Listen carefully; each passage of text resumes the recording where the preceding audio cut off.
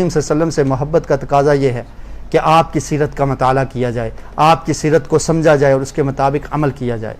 بہت سارے لوگ، ابھی ربیع الاول شروع ہونے والا ہے، آپ دیکھیں گے کہ بہت سارے لوگ محبت کا دعویٰ کرنے والے یا محبت کا اظہار کرنے کے لیے ایسی ایسی خرافات کریں گے، ایسے رسم و رواج ان کو دین سمجھ کر دین کے نام پر شروع کریں گے کہ جس کا ثبوت نہ قرآن میں ملتا ہے، نہ نبی مکرم صلی اللہ علیہ وسلم کی سیرت میں ملتا ہے اور نہ ہی آپ کے فرامین میں ملتا ہے۔ ایک عام سا سوال ہے کہ کیا کوئی انسان جس چیز کا حکم اس کے محبوب نے دیا ہو وہ کرنا اس کے لیے بہتر ہے یا جس چیز کا حکم نہ دیا ہو وہ کرنا بہتر ہے؟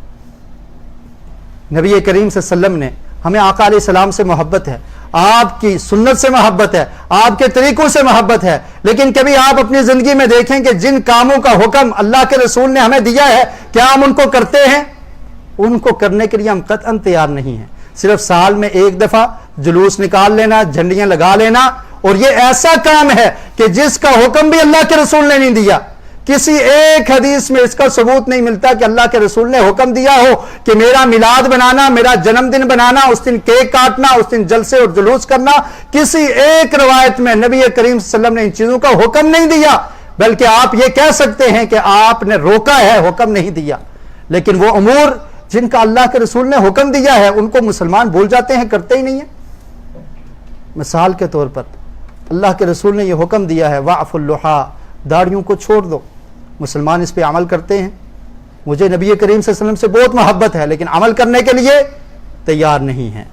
یہ کیسی محبت ہے؟ اللہ کے رسول نے یہ حکم دیا ہے، رب العالمین نے بھی حکم دیا ہے کہ نماز پڑھو، نماز کو قائم کرو، نماز پڑھنے کے لیے مسلمان تیار نہیں ہے۔ صرف ربیع الاول کے مہینے میں جلوس نکالنے کے لیے ہم تیار ہیں، اسی جلوس میں یہ اعلان کر دیا جائے کہ جس کو پیارے رسول سے سچی محبت ہے وہ اپنا چہرہ اللہ کے رسول کی سنت کے مطابق آپ جیسی شکل اپنا لے۔ دیکھا جائے کتنے لوگ تیار ہوں گے؟ کوئی بھی تیار نہیں ہوگا۔ اس سے یہ پتہ چلتا ہے کہ ہم محبت کے دعوے میں سچے نہیں ہیں، ہم جھوٹے ہیں۔ اور اللہ کے رسول صلی اللہ علیہ وسلم کی ایک حدیث سنا کر بات کو ختم کرتا ہوں۔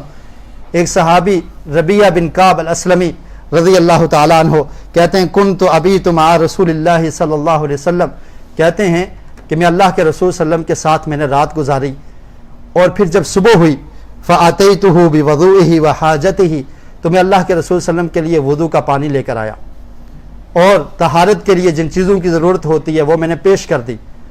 جب آقا علیہ السلام نے وضو کر لیا اور پھر مجھ سے پوچھا کہ فقال علی، مجھے کہا سل، کیا ربیعہ بن کعب اسلمی سوال کیجئے، کوئی سوال ہے، کوئی ضرورت ہے، طلب کیجئے۔ تو وہ صحابی کہتے ہیں اسألک مرافقتک فی الجنہ، کہ اے اللہ کے رسول مجھے ایک ہی سوال آپ سے کرنا ہے کہ مجھے آپ کا ساتھ چاہیے جنت میں، یہی سوال ہے اور کوئی سوال نہیں ہے۔ اللہ کے رسول نے فرمایا ربیعہ کوئی اور سوال ہو بتا دو۔ فرمایا نہیں اللہ کے رسول صرف یہی سوال ہے، قلت ہوا ذاک، یہی سوال ہے کہ میں جنت میں آپ کا ساتھ چاہتا ہوں۔ دنیا میں میں نے آپ کی صحبت مجھے مل گئی، لیکن جنت میں آپ کا مقام بلند ہوگا، آپ اعلیٰ درجات پر فائز ہوں گے اور میرا ٹھکانہ شاید آپ کے ساتھ نہ ہو۔ میں یہ چاہتا ہوں کہ جیسے دنیا میں صحبت ملی ہے کل قیامت کے دن آپ کی شفاعت مل جائے، آپ کی سفارش مل جائے، آپ کا ساتھ مجھے مل جائے۔ ذرا حدیث پہ غور کیجئے گا کہ اللہ کے رسول نے اس صحابی کو یہ کہا کہ ہر ربیع الاول کے مہینے میں تم نے جلوس نکالنا ہے، تم نے مال کو ضائع کرنا ہے، تم نے ڈانس کرنے ہیں، تم نے حلوہ خوری کرنی ہے، تم نے گلی اور بازار کو سجانا ہے۔ اس چیز کا حکم اللہ کے رسول نے دیا ہی نہیں، بلکہ کس چیز کا حکم دیا، اس چیز کو کرنے کے لیے مسلمان قطعاً تیار نہیں ہے۔ اللہ کے رسول نے فرمایا ربیعہ یاد رکھ فَأَعِنِّي عَلَى نَفْسِكَ بِكَثْرَةِ السُّجُودِ، تو میری مدد کر، کچھ کام تجھے بھی کرنا پڑے گا، تجھے میرا ساتھ مل جائے گا۔ کیا کام کرنا ہے؟ بکثرت السجود، زیادہ سے زیادہ سجدے کیا کر، نفلی نماز کثرت سے پڑھا کر، نمازوں کی پابندی کیا کر، تو تجھے میرا ساتھ مل جائے گا، تو جنت میں میرا ساتھی بن جائے گا۔